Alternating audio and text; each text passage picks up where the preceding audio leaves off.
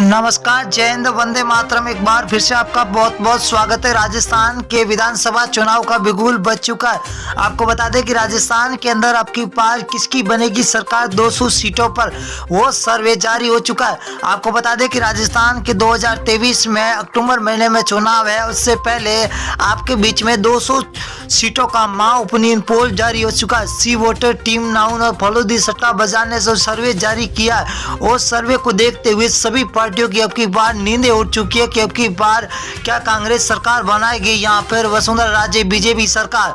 आपको बता दें कि आरएलपी की ओर से भी अब की बार ये दावा किया जा रहा है कि सभी 200 सीटों पर अपने उम्मीदवार उतारकर सभी उम्मीदवारों को एक बार सभी पार्टियों को चौंका देने वाले हैं। तो इससे पहले आपको बता दें कि भारत जोड़ो यात्रा को देखते हुए सभी पार्टियों ने अब की बार तैयारियां पूरी कर ली है। आपको बता दें कि जन आक्रोश रैली को देखते हुए भारत जोड़ो यात्रा दोनों यात्राएं निर्धारित समय से अब की बार शुरू हो चुकी है और चल रही है। अब की बार तैयारियां भी जोरों तौरों पर हो चुकी है। राजस्थान के अंदर सचिन पायलट भी अब की बार मैदान में उतर चुके हैं। क्या सचिन पायलट की क्या भूमिका रहेगी अब की बार, उस भूमिका को देखते हुए अब की बार सर्वे भी चौंका रहा है। आपके बीच में हर एक सीट के बारे में आपको बताएंगे। 200 सीटों का माह ओपिनियन पोल जारी हो चुका है। सर्वे बहुत ही बड़ा है। हर एक सीट के बारे में बताएंगे कि कौन सी सीट किस पार्टी के खाते में जाती हुई दिखाई दे रही है। पहले जिले की बात करें तो बाड़मेर है। बाड़मेर के अंदर 7 सीटें, 7 में से बीजेपी को 2,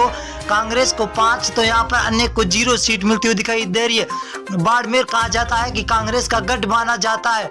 अगर हम भीलवाड़ा की बात करें तो कुल 7 सीटें, 7 में से बीजेपी को 3, कांग्रेस को 4, आम आदमी पार्टी को 0 और अन्य को भी 0। यहाँ पर भीलवाड़ा के अंदर बीजेपी और कांग्रेस दोनों बराबर की रणनीति पर चल रही है। अलवर की बात करें तो अलवर के अंदर 11 सीटें, जहां बीजेपी को 6, कांग्रेस को 5, आरएलपी यहाँ पर 0 पर है। यहाँ पर कांग्रेस और बीजेपी दोनों को बराबर सीटों की भगदड़ मची हुई दिखाई दे रही है। अगर हम जयपुर की बात करें तो जयपुर के अंदर 19 सीटें, 19 में से बीजेपी को 8, कांग्रेस को 11, तो आरएलपी यहाँ पर 0 पर है। यहाँ पर कांग्रेस बढ़त बनाती हुई दिखाई दे रही है। तो बांसवाड़ा जिले की बात करें तो बांसवाड़ा के अंदर कुल 5 सीटें, 5 में से बीजेपी को 2, कांग्रेस 3 सीटों पर बरकरार नजर आती हुई दिखाई दे रही है। अगले जिले की बात करें तो सिरोही जिला है। कुल 3 सीटें, 3 में से बीजेपी को 1, एनआईसी मतलब कांग्रेस को 2 और आरएलपी यहाँ पर 0 पर है। सिरोही के अंदर कांग्रेस और बीजेपी के बीच में कड़ी टक्कर है। ये है सबसे बड़ा जिला नागौर जिला। नागौर के अंदर 10 सीटें, जहाँ बीजेपी को 3 तो कांग्रेस को 3। यहाँ पर आरएलपी पार्टी हनुमान बेनीवाल 5 सीटों के साथ सबसे आगे चलते हुए दिखाई दे रहे। अगर हम डूंगरगढ़ की बात करें तो डूंगरगढ़ जिले के अंदर कुल 4 सीटें, यहाँ पर बीजेपी को 1 तो कांग्रेस को 3 सीटें मिलती हुई दिखाई दे रही है। आरएलपी यहाँ पर 0 है। यहाँ पर कांग्रेस बढ़त बना रही है।